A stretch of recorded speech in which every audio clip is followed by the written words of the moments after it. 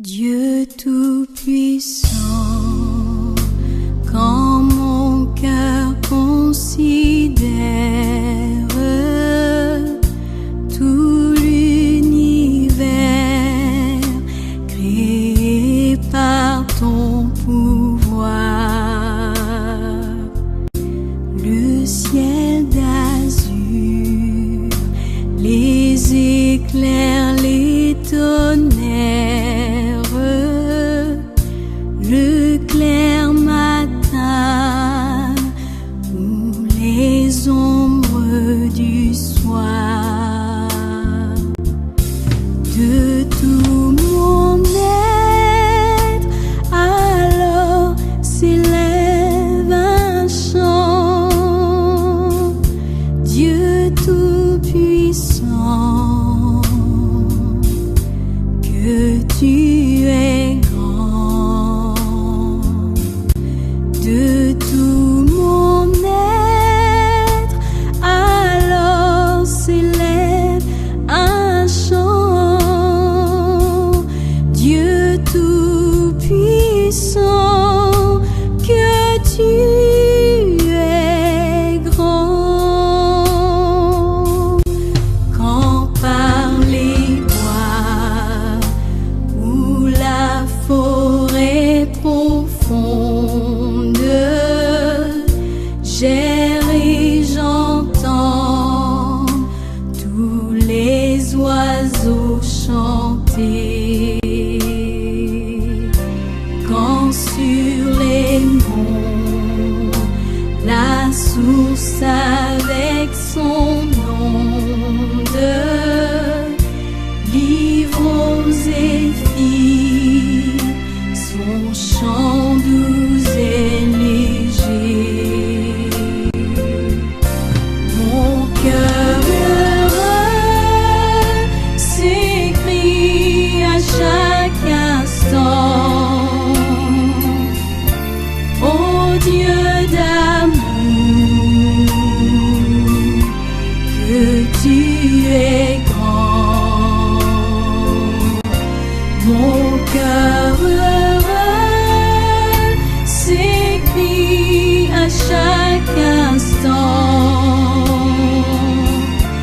ô Dieu d'amour, que tu es grand.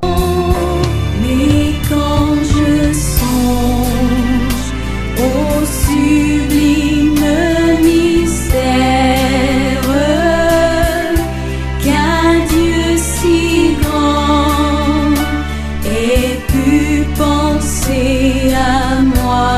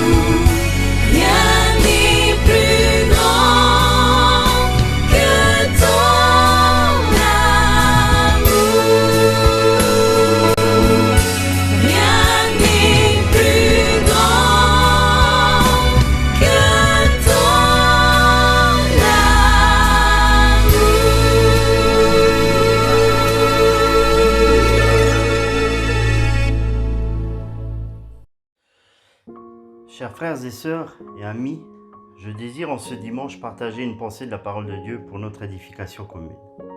Je lis en Proverbes chapitre 4 verset 18 « Le sentier du juste ressemble à la lumière de l'aube, son éclat grandit jusqu'au milieu du jour. » À l'aube d'un monde en plein désespoir, qui nous a tous surpris dans notre tranquillité et routine quotidienne, nous voilà face aux heures obscures de l'humanité. À juste titre, dans cette pandémie, tout le monde attend du monde médical le vaccin qui nous délivrera de cette nuit obscure qui a plongé notre monde dans une perspective terrifiante. Dans ces jours où nous sommes bombardés de nouvelles effroyables, de discours et projections dans le futur qui nous portent chacun de nous à croire que notre monde est fini, car après le corona, il y aura sûrement un autre virus. Donc, on ne s'en sortira plus. C'est cela la triste constatation quand nous parlons de l'aube hors du plan de Dieu. Cela se traduit par les jours que nous vivons, les jours qui sont vécus par plus de 4 milliards de personnes confinées à cause du virus. Des aubes qui annoncent des journées pleines de souffrance et non de lumière, des peurs face à la fatalité, impuissance et vulnérabilité de l'homme qui aujourd'hui en prend pleinement conscience. Cette vie, certes qui est faite de passages difficiles, de moments de joie, de moments de solitude, de moments d'échec ou de réussite, tout cela ne changera pas, même devant ce monde moderne que les humanistes veulent nous faire croire. Et surtout avec la pleine conscience que ce monde ne sera plus le même après cette pandémie. Comme beaucoup d'experts déjà dans leur analyse nous annoncent des temps très très difficiles. Alors comment comprendre et accepter cette parole de la sagesse de Salomon, sous la direction de l'Esprit de Dieu qui nous dit le sentier du juste est comme l'aube du matin. Voilà un détail très important qui change la donne, ouvre les portes de l'aube et de ce jour glorieux, plein de lumière. Devant ce verset, devant ces paroles, nous devons nous demander, est-ce que notre vie est juste? Est-ce que notre condition est juste? Nos convictions et croyances sont-ils justes? Nos chemins sont-ils justes? Dans cette pandémie où tout est remis en question, ressentons-nous le besoin aussi de nous remettre en question? Oui, l'homme,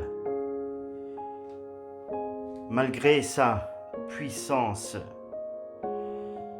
sa force, son intelligence, est incapable et ne sera jamais à la hauteur de nous ouvrir les portes d'une aube nous portant sur des jours glorieux comme la parole de Dieu nous le promet. Car pour cela, il faut une condition bien précise, être juste. Et pour que cela devienne possible, nous devons accepter d'être réconciliés avec Dieu par la justification en Jésus-Christ. Nous devons revenir à Dieu. C'est ce que le prophète Ésaïe au chapitre 31 verset 6 lançait comme appel au peuple d'Israël. Revenez à celui dont vous vous êtes profondément détournés. C'est alors, dans ce retour, que l'aube nous ouvrira les yeux sur la beauté du plan de Dieu, après les nuits sombres de notre existence.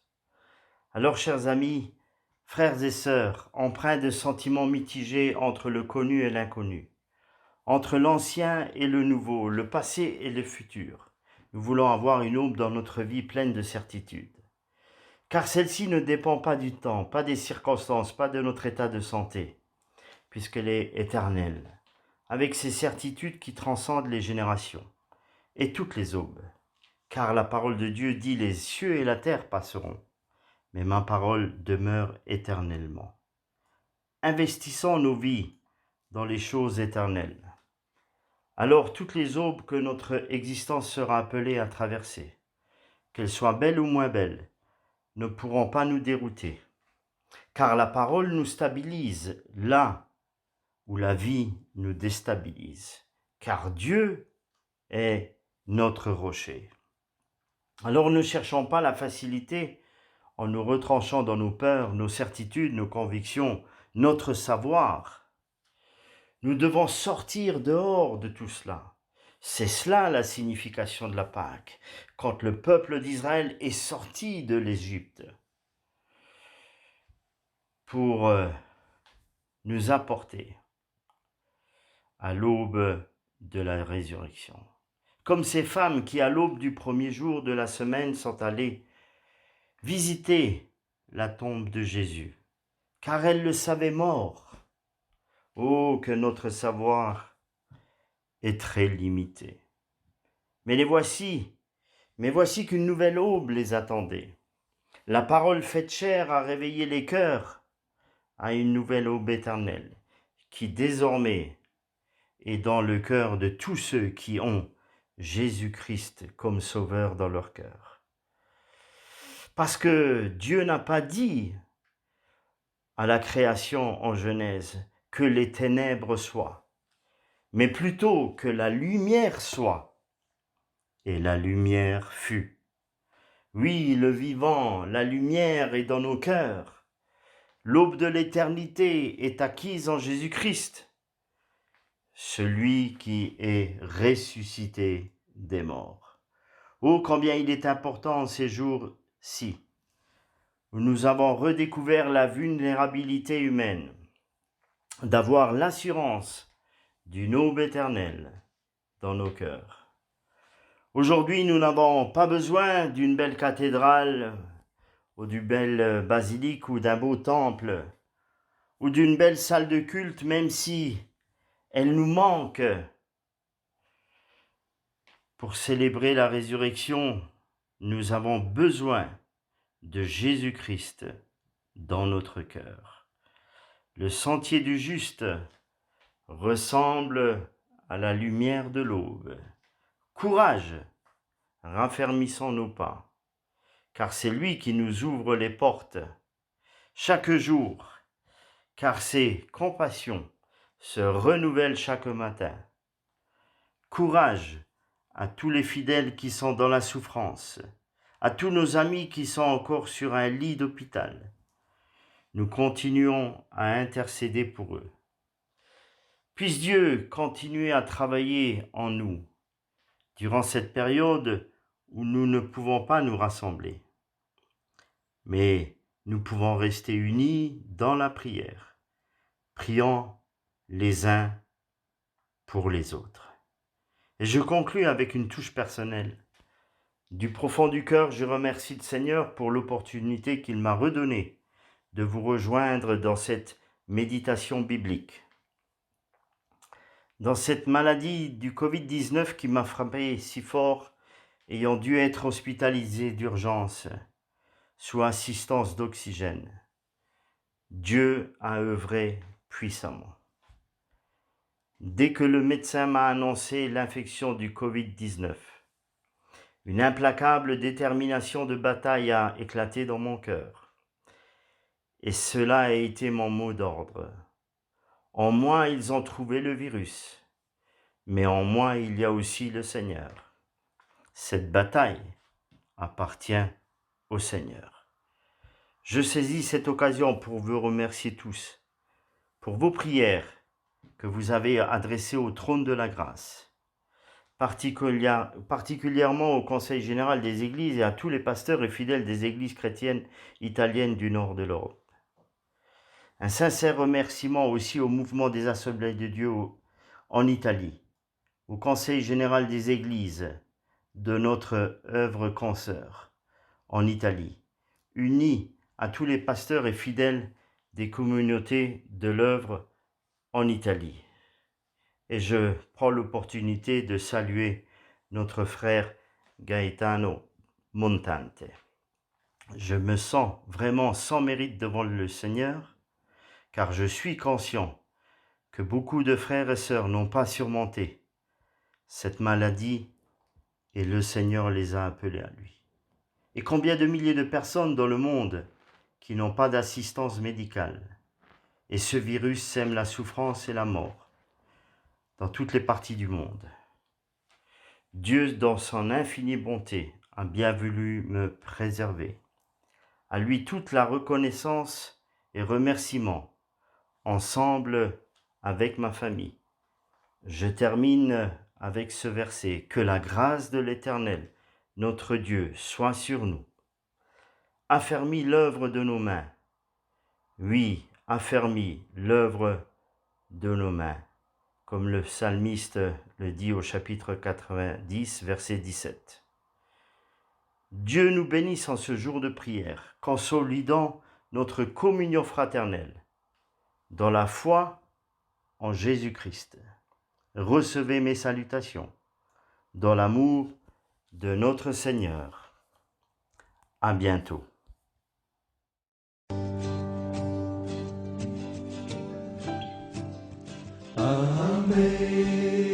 Amazing grace, how sweet the sound that saved a wretch like me. I once was lost, but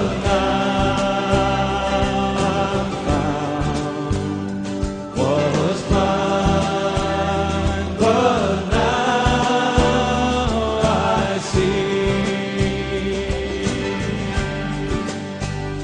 'Twas grace that taught my heart to fear, and grace my fears relieved. How precious did that grace appear, the hour I first believed. Through many dangers, through many dangers, storms and snares, He had already gone. 'Twas grace that brought my heart to fear, and grace will